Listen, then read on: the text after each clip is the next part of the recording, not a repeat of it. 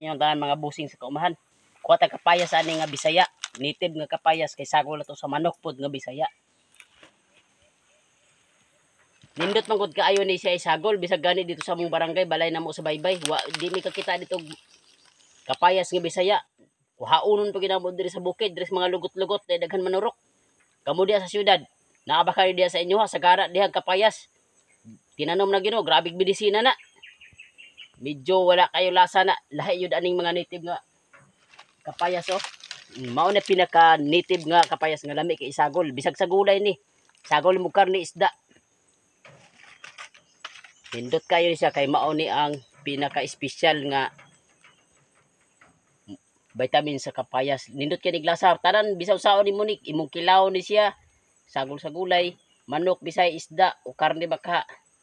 Mao ni among dalon, nanguha lang mi diri subida kay among isagol tug manok Bisaya. Manunsan akong ipakita sa inyo kay hapon na mayong hapon sa yung tanan.